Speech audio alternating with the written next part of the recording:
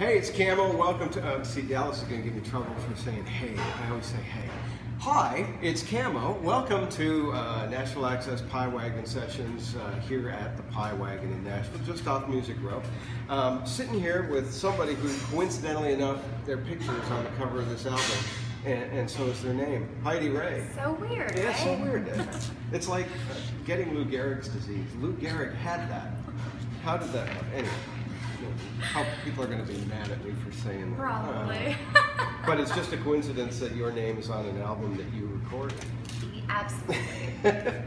Thanks for coming and doing this today. Oh, happy to be here. Great to be at the Pie Wagon. Yeah, this is a cool place. It is. Yeah. No breakfast today, but lunch will be ready soon. It's okay. You're from, is it Dawson's Creek or Dawson Creek? Unfortunately, it's not that exciting. It's Dawson Creek. Dawson so Creek. no, it's not a TV show. No, I knew it wasn't a TV Very show. commonly mistaken. Yeah. So that's in British Columbia in Yes. Canada. Yes. How are things in Canada, eh? Things are good, eh? Yeah. I just got back yesterday. I was there for 3 weeks doing a Western Canadian tour, and so much fun. It's like, does time slow down when you go to Canada?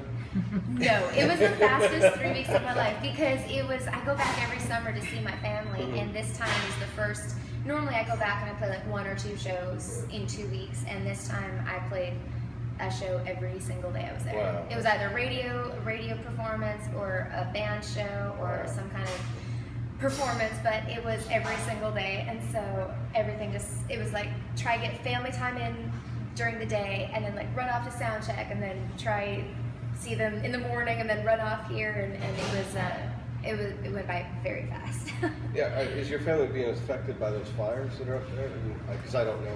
No, most of my family's in Alberta right now. Okay. My parents are in northern BC, and they're still about 7 hours away from where the fires are. But I mean, we definitely know people. My grandma was in Williams Lake, and so they got evacuated. That's a tough thing going through all It that. is, and a fire.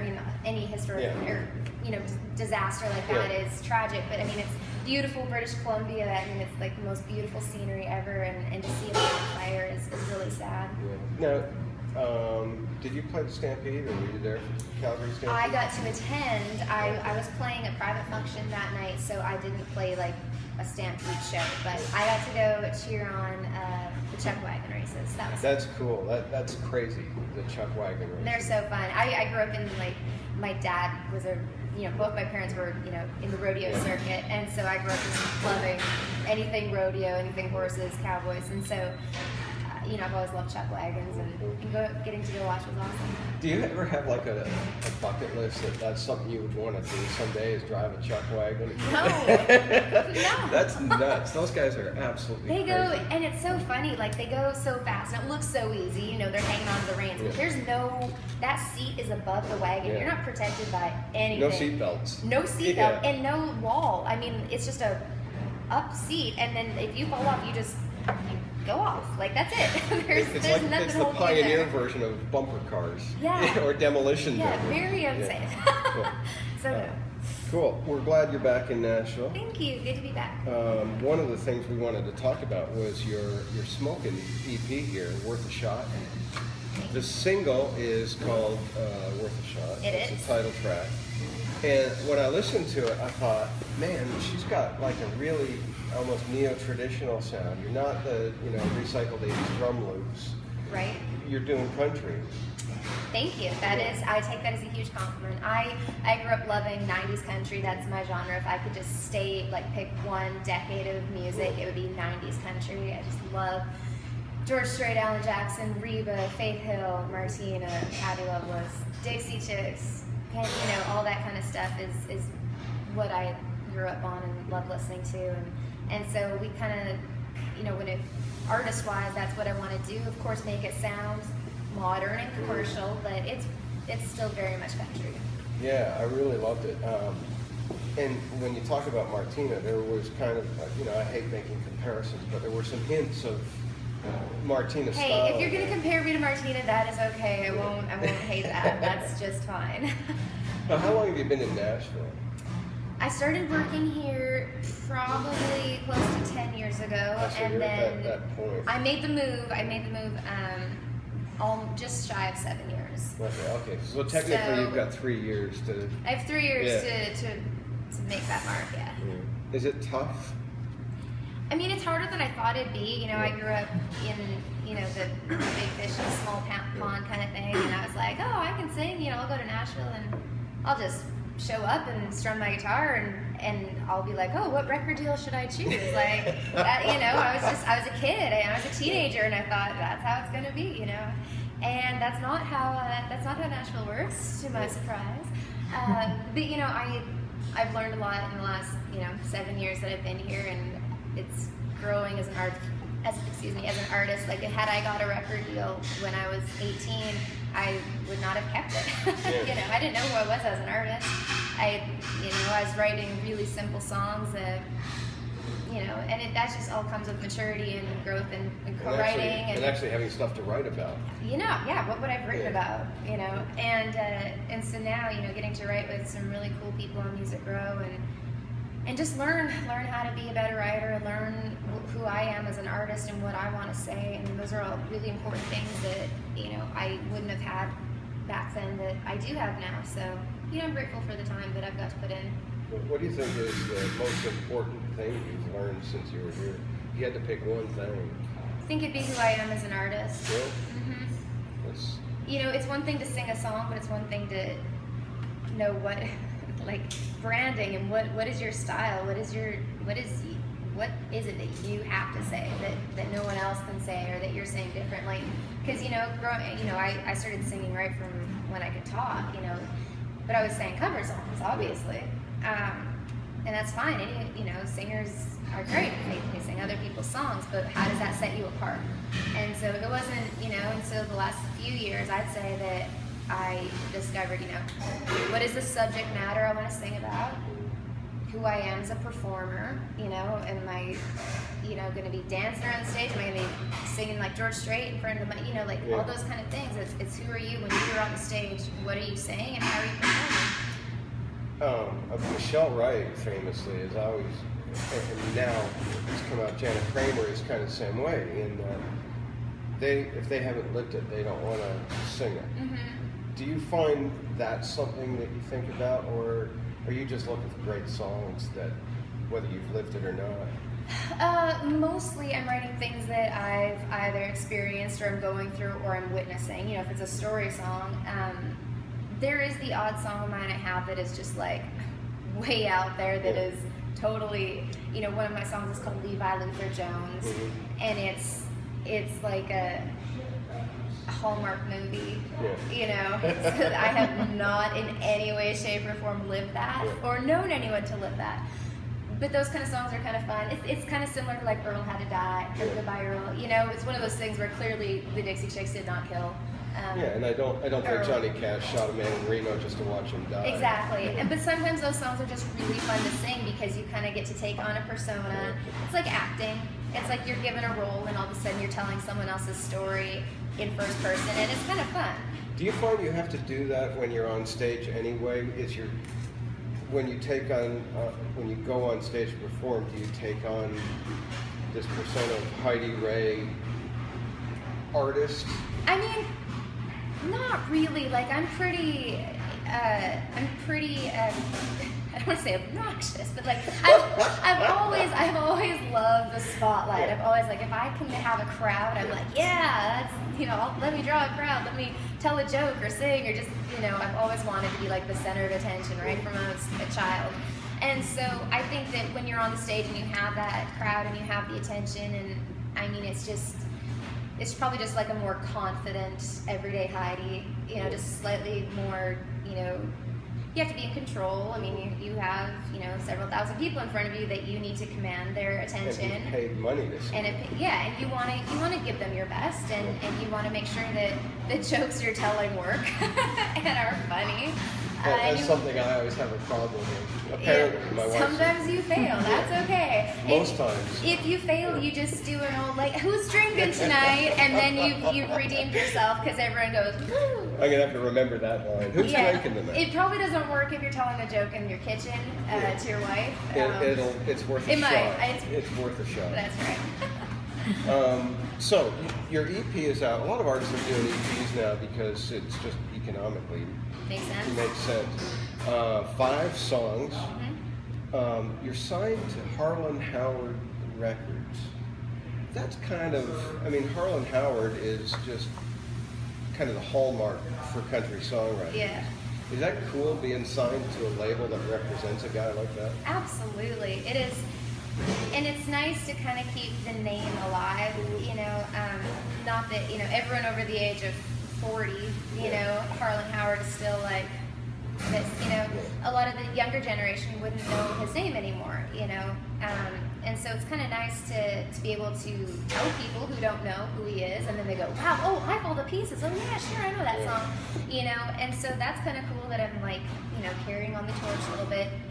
But it's just really funny, like since I've been there, I've noticed more and more Harlan Howard songs. Yesterday I was at, what is the old ice cream shop? Bobby's Dairy Dip. You know, it's like the old diners feel, and Tiger by the Tail comes on, and I go, this is one of Harlan's first songs, and you know,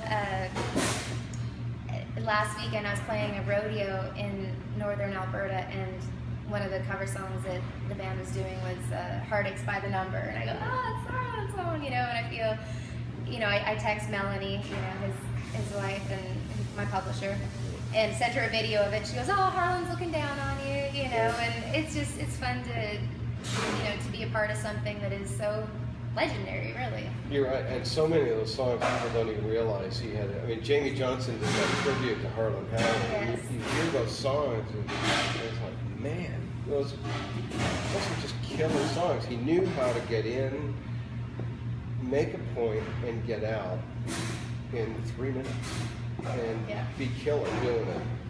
Yeah. Like A11, what a killer song. So many. I mean, there's so many. One of my favorite ones, well, I've always covered Blame It On Your Heart, you know, long before I met Melanie and started working there, and so I still always do that one, but I've added off all the pieces into my set, and you should see the way the crowd responds to it. And you've got the voice that you can do that. You can fit into that nice traditional slot with your tone of voice. Yeah, it's cool. It's like Martina doing traditional stuff. It's like, it still works. It really works. Yeah. It's not Kelsey Ballerini doing traditional stuff. Right. It's kind of out of context. Speaking of you, you want to do a song? I would love to. Excellent. We've got a rhythm section going in the kitchen here too. Perfect. So that's cool. So we're at the Pie Wagon, and we have the chefs back there. Keep it going, boys. Let's go. 5, 6. I'm gonna do the single called "Worth a Shot." Excellent.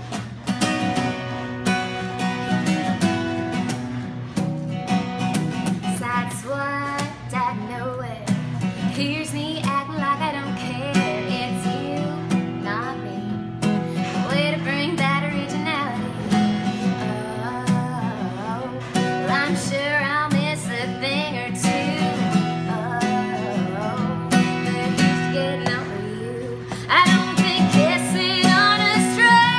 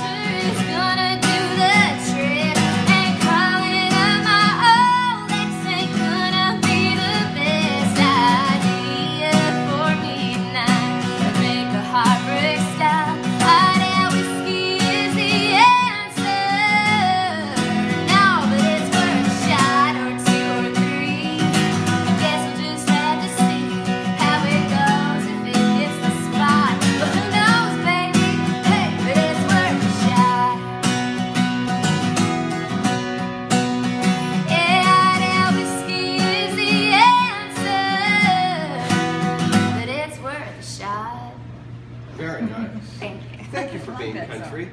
Thank you. Thank you. 5 songs on this, and you've co-written all of them. Are you a singer, or are you a singer who writes, or a writer who sings? I am a singer who writes. Cool. Writing is relative. Not, I don't want to say like new to me, but I didn't pick it up till I was a teenager. It didn't really occur to me to like write my own songs until I was probably like 14, 15. What was that moment that made you write your first song? My first song, well, I'm gonna guess. Yeah. A Boy. No. Really? Way weirder. Because the title, one of the tracks on here is Boys Are Stupid. It was not that song. Weirder than that, my family took us to Disneyland when I was 12 years old, or 10 years old, and I wanted to write them a thank you song. Yeah. And so I took a song, and I forget who originally sang it, but it was thank you for giving to the Lord. Yeah. I have a life that has changed. It was like, thank you for giving to the Lord. It was like this Christian contemporary song. Yeah. So naturally I took that and said, thank you for taking us to Disneyland. I am a life that now is to change. That's Thank hilarious. you. Yeah, and then I wrote, all the verses were about like, we got on a plane and I went down Splash Mountain and, things like, my first roller coaster was amazing. Things, really good lyrics like that, really strong. And, I got a lot of attention out of it, and I was like, hey, writing my own words is kind of cool. And that was it. Wow. Well, that's a special insight, I think. We're going to keep this segment for Right. Use this as blackmail That's right. one day. That's the blackmail segment of the show. The EP is called Worth a Shot. You just heard the title track. Her name is Heidi Raye. And man, thank you for coming by Thank today. you. I really appreciate it. Thank you Thank you. again I for appreciate being your a time. country singer. Absolutely. Check her out. Discover the music on Spotify or one of those places, but then go please and buy it, because that's how artists and songwriters like this actually get to buy macaroni and cheese. Yes. That's right. Thanks for joining us. We'll catch you next time. Thanks, guys.